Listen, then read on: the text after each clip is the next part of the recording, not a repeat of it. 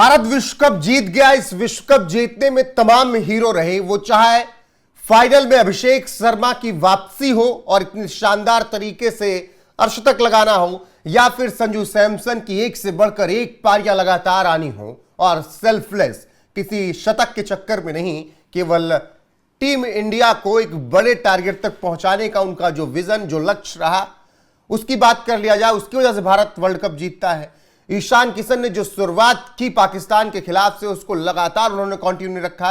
बीच में छोटी पारियां आई, लेकिन इंपैक्टफुल पारियां आई। बात करें हार्दिक पांड्या की, तो हार्दिक पांड्या ने ऑलराउंडर प्रदर्शन किया। 9 विकेट और 200 से ज्यादा रन, कमाल का प्रदर्शन उनका रहा। बापू ने तो क्या ही कर दिया है, वो सबको पता है। साउथ अफ्रीका के खिलाफ ना खिलाए जाने का गम भारतीय टीम को शायद रहेगा, लेकिन हां, कैंपेन अच्छे से खत्म हुआ है तो फिर कोई परेशानी किसी को नहीं, कोई सवाल नहीं। बापू ने कमाल का प्रदर्शन किया। जसप्रीत बुमराह को तो छोड़ ही दीजिए, क्या ही बोला जाए उनके बारे में। जस्सी है तो टीम इंडिया है, वरना सेमीफाइनल से हमारा रास्ता अलग हो चुका था। तो जसप्रीत बुमराह हो, अर्शदीप हो, या फिर जो नाम मैंने लिए, हर एक प्लेयर ने अपने दिन पर शानदार प्रदर्शन किया और टीम इंडिया को जीत दिलाई। लेकिन इस बीच एक ऐसे खिलाड़ी की चर्चा कम हुई जिसने हर मुकाबले में भारतीय टीम के लिए प्रदर्शन किया। हर एक मुकाबले में उसने ऐसी सिचुएशन में रन बनाए जहां पर भारतीय टीम को जरूरत थी।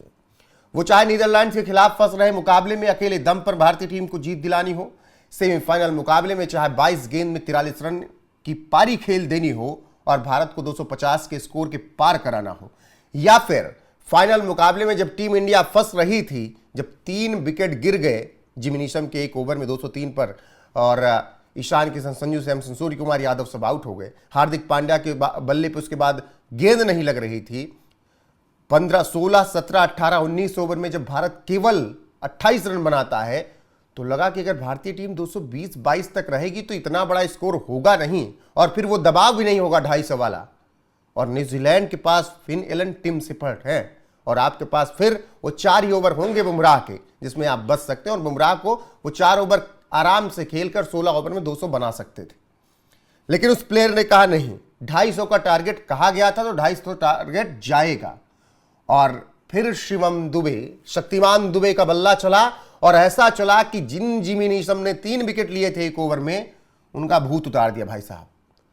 2 छक्का 3 चौका आखिरी ओवर में, और 8 गेंदों में 26 रनों की ताबड़तोड़ पारी 350 के स्ट्राइक रेट के आसपास से शिवम दुबे ने खेल के भारतीय टीम को पहुंचा दिया 255 रन पे। इस विश्व कप में शिवम दुबे के बल्ले से लगातार रन निकले। मौजूदा टी20 वर्ल्ड कप की बात करें तो भारत के उन 4 बल्लेबाजों में शिवम दुबे शामिल रहे जिन्होंने 200 से ज्यादा रन बनाए। इस सूची में उनके साथ संजू सैमसन, ईशान किशन और सूर्य कुमार यादव भी हैं। शिवम का औसत 34.83 का है, स्ट्राइक रेट 170 के आसपास का, और उन्होंने 15 से ज्यादा छक्के भी जड़ डाले।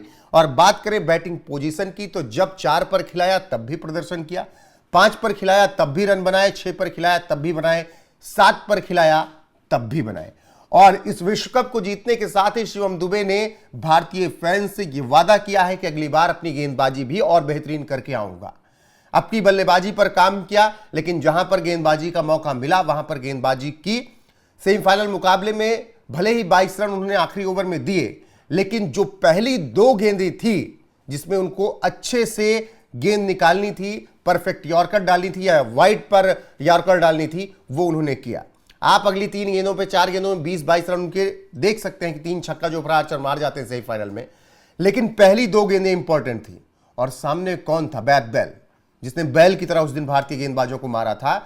उसको पहली गेंद पर रोकते हैं, और दबाव इतना कि जहां 1 रन होता है वहां 2 रन की कोशिश जैकब बैटबेल करते हैं, और परिणाम संजू सैमसन की शानदार वो ग्लव्स का कमाल, आउट, हार्दिक पांड्या का बेहतरीन थ्रो, और रन आउट वहां होते हैं जैकब बैथल। अभी भी यह था कि 4 गेंदों पे तो 5 गेंदें हैं, 5 छक्के लग सकते हैं, या 4 छक्के 1 चौका लगा तो मैच टाई होगा। दूसरी गेंद भी उतनी ही इंपॉर्टेंट थी, और आर्चर तो मार लेते हैं, तो दूसरी गेंद उन्होंने परफेक्ट यॉर्कर डाली। आर्चर के बल्ले और पैर के बीच गेंद फंसी, हालांकि 1 रन वहां मिल गए। यहां से पता था कि अब नो नहीं करनी है, वाइड नहीं करनी है, भारतीय टीम सीधे अहमदाबाद पहुंच जाएगी, यानी फाइनल। तो शिवम दुबे ने वही किया। शिवम दुबे ने कोई नो बॉल नहीं डाली, कोई वाइड बॉल, एक वाइड बॉल बीच में आई और उन्होंने अगली 3 गेंदें टप्पा दे दे के भैया जल्दी मैच करो, हमको सेमीफाइनल से निकल के फाइनल पहुंचना है। 3 छक्के आर्चर ने लगा दिए, लेकिन शिवम दुबे ने वहां पर भारतीय टीम को एक क्रंच सिचुएशन में जीत दिलाई। और सोचिए, पूरे मैच में एक भी ओवर उस लड़के ने नहीं किया था। अक्षर पटेल ने वहां पर ओवर करना था उनको, लेकिन अक्षर पटेल को पता था कि अगर ओवर देंगे तो जैकब बैरबेल उनको 4 क्या 6 छक्के ही मार सकते हैं। हालांकि अक्षर पटेल ने पूरे विश्व कप में अच्छा प्रदर्शन किया, लेकिन 20वां ओवर स्पिनर से वो बहुत 2013 में ही कोई कप्तान करवा सकता था 19वां 20वां ओवर। आज के दौर में ऐसा नहीं हो सकता है। तो कुल मिलाकर शिवम दुबे ने जो कुछ भी प्रदर्शन किया उसको उतनी तवज्जो शायद नहीं मिली या उतनी नजर गई नहीं, क्योंकि सैमसन की इतनी ताबड़तोड़ बल्लेबाजी, ईशान किशन का इतना अद्भुत प्रदर्शन और फिर हार्दिक पांड्या हो, बुमराह हो, उनमें कहीं दब से गए शिवम दुबे। और होता है, कहा भी जाता है, जब बरगद के पेड़ के नीचे छोटे छोटे ही पेड़ होते हैं, बरगद कोई बन नहीं पाता। और ये कहावत सचिन तेंदुलकर जब भारतीय क्रिकेट टीम में थे तब कही जाती थी कि राहुल द्रविड़, विवेक लक्ष्मण, सौरभ गांगुली ये उतने ही बड़े प्लेयर हैं जितने तेंदुलकर हैं। तेंदुलकर बरगद हैं, इसीलिए उनकी छांव में ये सब पल रहे हैं, उनसे ऊपर नहीं जा सकते हैं, उनके छांव में ही पलना होगा।